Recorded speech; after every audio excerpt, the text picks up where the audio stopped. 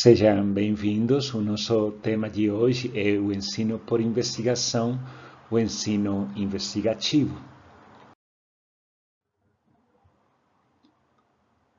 O ensino por investigação é basicamente ou é mais uma ferramenta no processo de ensino-aprendizado, assim como temos outras múltiplas ferramentas, como aprendizado baseado em problemas, em projetos, atividades lúdicas, gamificação, etc. Mas todas elas têm um ponto em comum: a origem da sua aplicação ou do seu surgimento, que é basicamente a observação do desinteresse, a apatia e baixo rendimento dos alunos em todas as disciplinas ou nas disciplinas de ciência, se queremos dizer assim.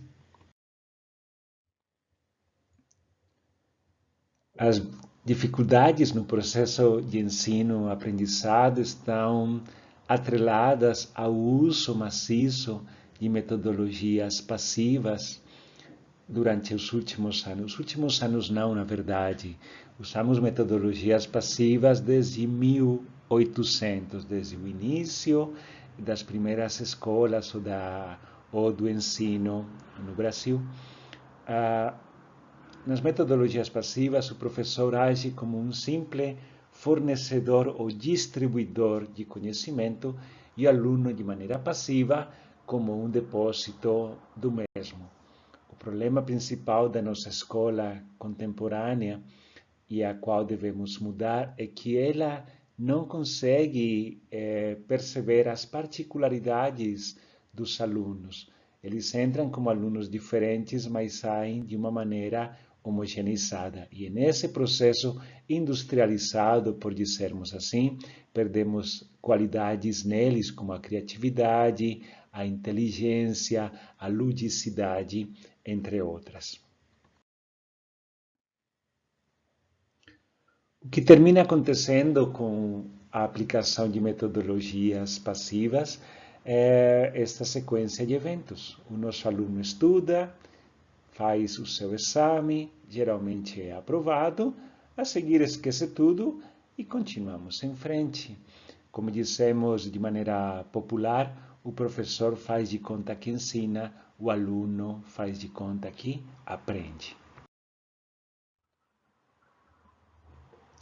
Como mencionamos anteriormente, temos outras possíveis abordagens além da metodologia investigativa: o uso de tecnologias de informação, o uso do aprendizado mediado por problemas, a introdução de atividades lúdicas ou de representação, podem ser artísticas, pintura, teatro, e podemos incluir também a história da ciência, que é um mecanismo ou uma ferramenta que nos permite contextualizar social, histórica e economicamente o desenvolvimento de conceitos biológicos.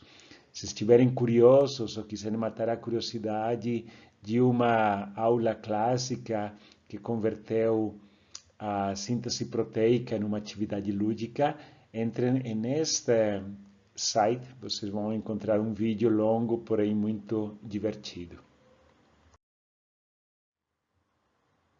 Quais são os objetivos das estratégias de metodologia ativa? Então, um dos seus objetivos é evitar o discurso conteudista simples, ou seja, fugir da nossa aula expositiva convencional, contextualizar, seja histórica, social, econômica, politicamente, o desenvolvimento de um conceito, aplicar o método científico e ainda estimular o raciocínio crítico, análise e discussão nos seus alunos, ou seja, os alunos participam de maneira ativa em cada uma das disciplinas. É o que chamaríamos de aula mão na massa. E é esse tipo de objetivos atingidos que nos levam ao que chamamos de aprendizado real.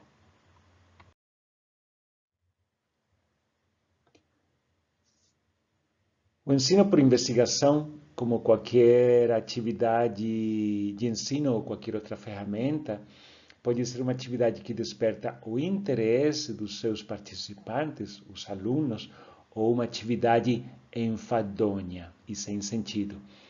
Isto vai depender das qualidades que conseguirmos desenvolver e estimular em cada uma dessas atividades.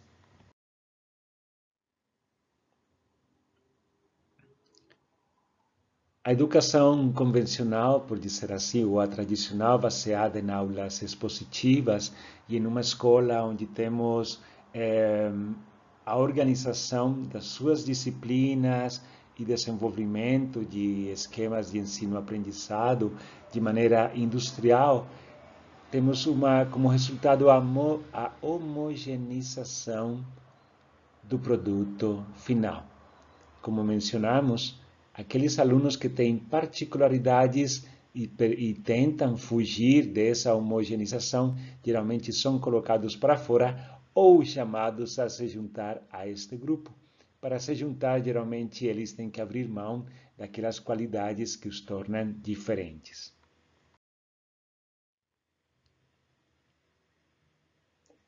Como evolui ou evoluiu o processo de ensino-aprendizado nos esquemas de educação ao longo do tempo? Então, partimos nos últimos anos do professor como detentor e distribuidor do conhecimento e o aluno como um depósito passivo dos mesmos, para o que queremos atualmente, um aluno que participe ativamente da construção do conhecimento, ou seja, da realização das aulas e de abraçar aqueles conceitos que estão sendo estudados.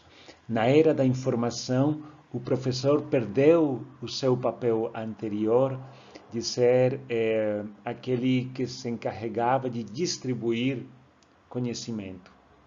Ele agora deve agir como um curador, um guia de atividades, um guia e criador de atividades que permitam ao aluno descobrir o conhecimento.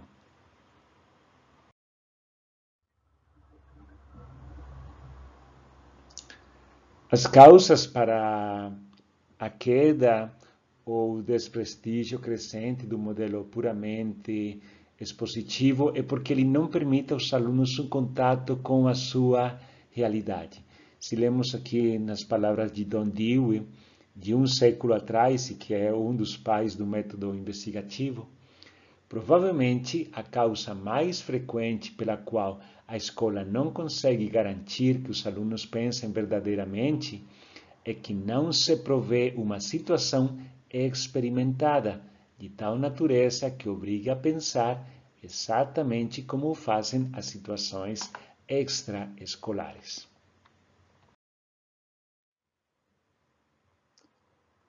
Tendo falado tudo isso, nos estamos perguntando, mas o que é uma atividade investigativa do ensino? E para ilustrar, então, vamos utilizar alguns exemplos de definições. Temos múltiplas explicações, mas todas elas convergem nos mesmos pontos.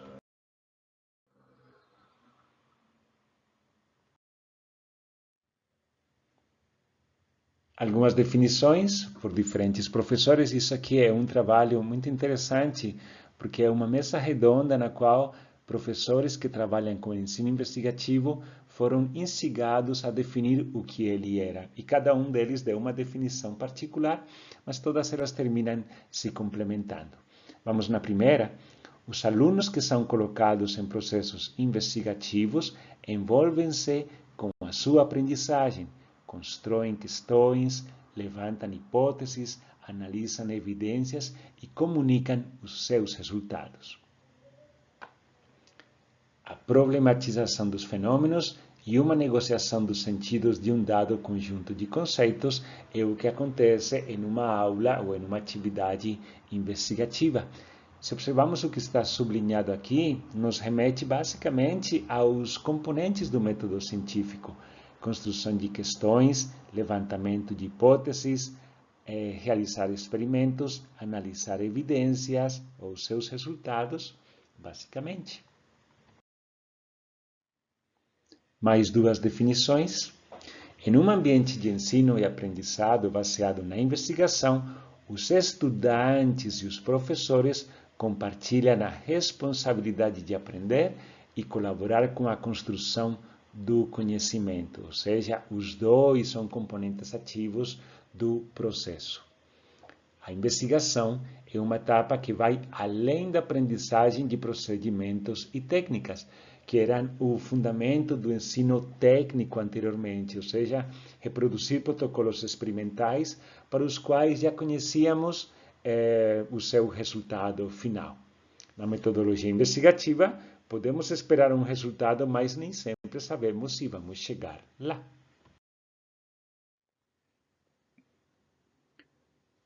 Definição adicional: os professores deixam de ser os únicos a fornecerem conhecimento e os estudantes deixam de desempenhar papéis passivos de meros receptores da informação.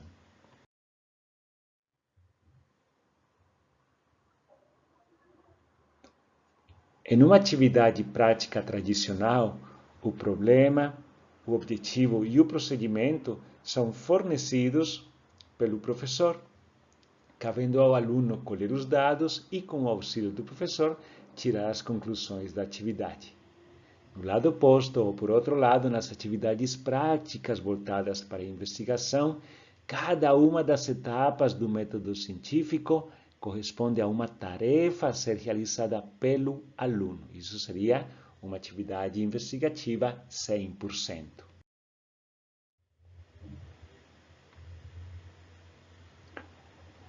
Uma atividade investigativa requer que os alunos combinem procedimentos e conhecimentos oriundos das ciências, ou seja, o método científico, e utilizem a sua capacidade de crítica para avaliar o que está sendo investigado ou o que está sendo estudado.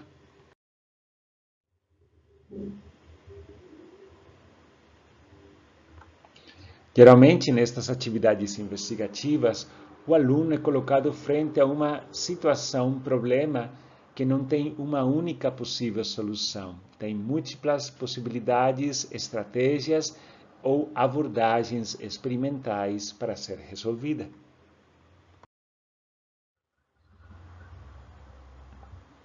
Apresentado a essa situação, o aluno deverá delinear o problema. Depois de delinear o problema, ele deve levantar uma hipótese para explicar o mesmo, planejar um conjunto de experimentos para poder testar a sua hipótese, realizar seu experimento, registrar os dados obtidos, interpretar ou analisar os mesmos e, finalmente, tirar uma conclusão.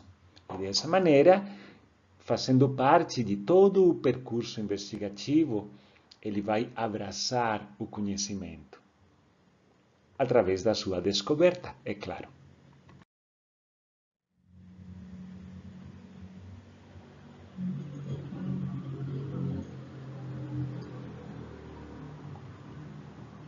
Fazendo ênfase mais uma vez, o aluno deve refletir, discutir, explicar, relatar o seu trabalho aos colegas. Esses são verbos que devem estar presentes em uma atividade investigativa.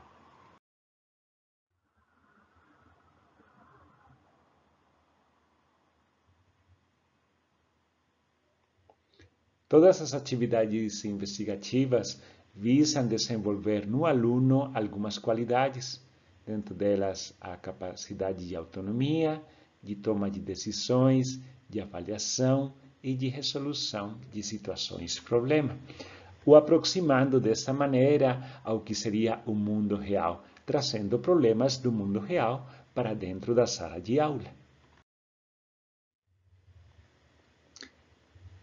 Nós podemos perguntar agora quais são as qualidades ou as propriedades que desejamos que os alunos exercitem ou adquiram em sala de aula, através da metodologia investigativa ou de outras metodologias ativas. São várias. Uma delas, a curiosidade, como definimos a mesma, como desejo de ver, ouvir, conhecer, experimentar algo novo, original ou desconhecido.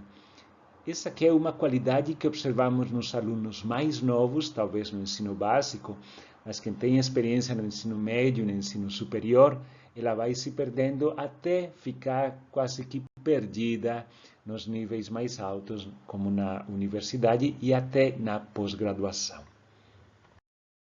segunda qualidade que desejamos que eles desenvolvam ou exercitem é o espírito crítico, a capacidade de discernir entre o que vale a pena e o que devemos colocar no lixo ou para fora. Capacidade de discernir, apontar qualidades, defeitos, etc. A terceira qualidade é o trabalho em equipe, atividade ou qualidade difícil ou para a qual apresentam com muita frequência resistência os alunos, já que nela ele deverá ser capaz de lidar com a heterogeneidade de pontos de vista, formas de pensar e contextos sociais, econômicos e políticos de cada um dos seus companheiros de trabalho.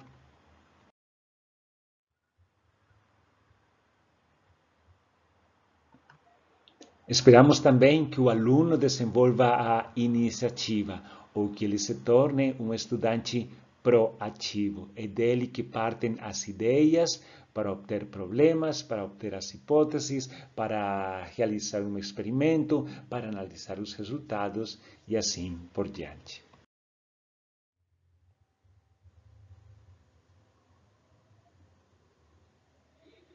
Mais uma propriedade que esperamos desenvolver é a capacidade de arguição, e ela é feita na fase final do processo do método científico, na qual o aluno discute seus resultados com seus colegas. Ali ele deve ser capaz de alegar, acusar, qualificar, defender um argumento, uma postura, uma decisão ou as conclusões que eles mesmos obtiveram do seu trabalho analítico.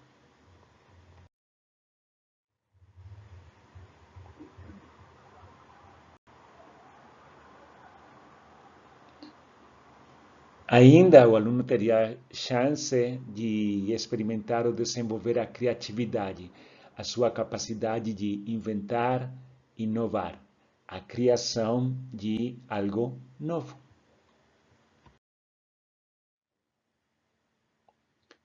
E por último, embora seja menos citado, seria a propriedade ou a qualidade do pensamento divergente.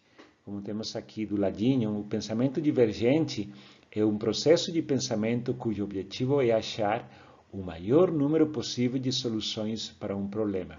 Na verdade, o pensamento divergente faz com que uma pergunta possa ter múltiplas interpretações e essa mesma pergunta pode, por sua vez, ter mais de uma resposta ou mais de um resultado se estivermos falando de um problema. Para o pensamento convergente, que é com o qual trabalhamos de maneira frequente em sala de aula, uma pergunta tem uma única significação e uma única resposta possível ou correta. E nessa tabela resumimos os níveis em que podemos classificar uma atividade investigativa, do nível 0, onde teríamos uma atividade onde todas as etapas são conduzidas pelo professor, ele conduz ou indica qual é o problema, quais são os experimentos a ser realizados e o que podemos concluir dos dados obtidos, até o nível oposto, o nível máximo, no qual cada uma das etapas fica em aberto e que é trabalhada basicamente pelos alunos como protagonistas.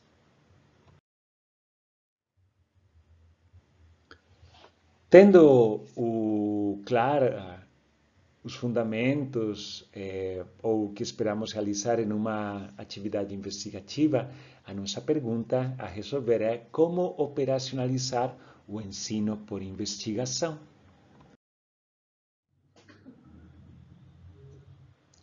No ensino investigativo, na fase inicial, ou no início da nossa atividade, os alunos vão descrever o problema, embora o professor também pode apresentar o mesmo, para dar uma orientada ao objetivo que ele quer atingir naquela aula particular. Tendo sido descrito o problema, os alunos deverão elaborar argumentos ou hipóteses que expliquem a observação realizada ou o problema planteado. Tendo o problema e as hipóteses que o poderiam explicar, os alunos passam a desenvolver uma estratégia para verificar a hipótese, ou seja, planejar um experimento para tal fim.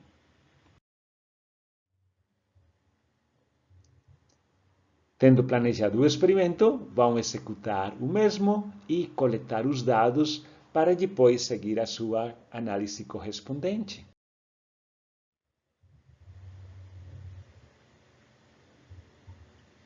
Os alunos, então, em grupos, vão analisar, discutir seus dados e a pergunta que eles devem resolver é: os dados obtidos sustentam a hipótese planteada para o problema original?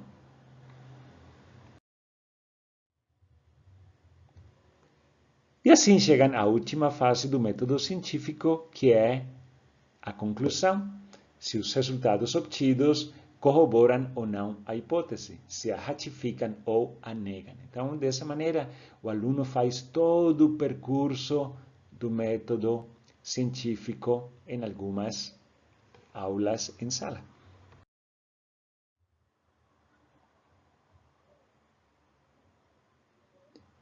Assim, quando um aluno faz todo o percurso em cada uma das etapas, propõe uma explicação a partir de um problema original, ele reflete sobre o seu conhecimento, pensa em investigações futuras e provavelmente vai formular novas questões, independente se o resultado foi positivo ou negativo em relação à correlação da hipótese com seu problema original. Vamos por um exemplo, que é a forma melhor de ilustrar como funciona a metodologia investigativa. Neste exemplo, levamos a turma para um passeio no jardim botânico ou em uma reserva ecológica. Nesse período, que é o período inicial de exploração, os alunos simplesmente se deparam com a novidade da visita. Esperamos que a partir dela surjam algumas perguntas. Assim como mencionamos, teremos então a fase seguinte, que é a do questionamento. Diversas perguntas devem surgir na turma e podemos escolher uma delas como problema a ser resolvido por todos.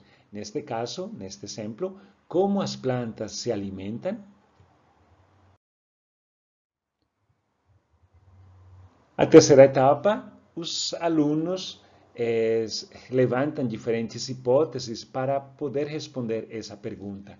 Alguns podem dizer que as plantas se alimentam de água, ou elas se alimentam de luz, ou elas se alimentam de ar, ou se alimentam do solo, e assim por diante. Temos agora, então, um bom conjunto de hipóteses a serem verificadas. Para verificar a hipótese, eles deverão planejar um experimento e realizar ou materializar o mesmo para verificar a veracidade da nossa hipótese. Realizado o experimento, coletaram seus dados, discutem em grupo ou interpretam os dados que eles obtiveram.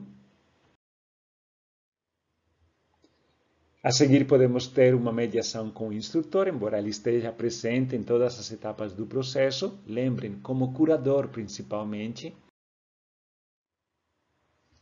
E a fase final, a das conclusões, onde eles apresentam seus resultados para a turma. Nem sempre eles vão chegar na resposta correta, dependendo de que tão bem feito foi ou não o experimento. Mais um exemplo, também experimental. Esse exemplo se chama queimando calorias. Neste exercício de metodologia investigativa, a pergunta ou problema inicial é apresentado em forma de alimentos diferentes tipos de alimentos são mostrados aos alunos e a pergunta é qual deles contém mais energia? Essa é a pergunta problema. Os alunos vão pensar um pouco e vão dar alguma resposta. Vamos dizer, algum deles escolheu o marshmallow. E aí nós entramos no caminho pedindo para que ele demonstre ou mostre para nós que a sua resposta está correta. Orientamos experimentalmente para o uso do calorímetro para facilitar ou agilizar o procedimento. Então, os alunos vão queimar cada um desses alimentos trazidos para a sala de aula. Aqui temos o antes e temos o depois. E depois deles serem queimados, podem fazer o cálculo do teor de calorias neles contido. Com esses dados, realizarão então alguns gráficos ou algumas tabelas, onde vão comparar o teor calórico teórico contra o valor teórico experimental, ou aquele obtido no laboratório, e ali eles vão chegar a uma conclusão se o seu marshmallow, o amendoim ou amêndoa, neste caso, qual deles continha o maior teor calórico ou maior quantidade de energia.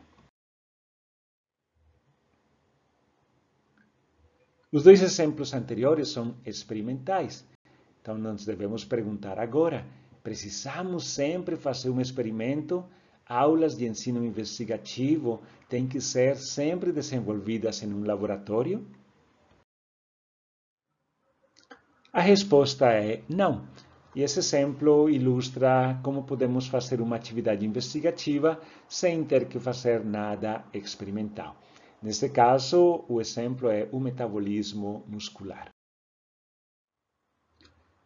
Nesta aula, o que os alunos recebem sem nenhum background teórico, ou seja, o que eles estudaram previamente, mas não referente ao tópico particular da nossa sala, da nossa aula, recebem um conjunto de gráficos. Cada um desses gráficos ilustra a concentração de metabólitos intermediários, metabólitos finais, a presença de enzimas em 3 momentos de atividade muscular, baixa, média e alta. E esses gráficos correspondem a diferentes tecidos, neste caso o músculo. E nestes gráficos temos também então o perfil do fígado, no plasma e também do tecido adiposo. O que eles farão com esta evidência é interpretar o conjunto de gráficos e responder à questão final. A questão final é que atividade metabólica predomina em cada tecido, em cada um dos níveis de atividade muscular proposto. Então, o aluno pode até chegar na resposta final simplesmente procurando na internet ou procurando em livros, mas o exercício e unicamente é válido quando ele consegue sustentar cada uma de suas afirmações com conjuntos de gráficos. Dessa maneira, esperamos ter ilustrado as possibilidades do ensino por investigação. De qualquer maneira, independente da ferramenta que utilizarmos em sala de aula, precisamos sempre lembrar as palavras de Paulo Freire. Ensinar não é transferir conhecimento, mas criar as possibilidades para a sua própria produção ou a sua construção. Muito obrigado pela atenção e nos encontraremos em outra ocasião.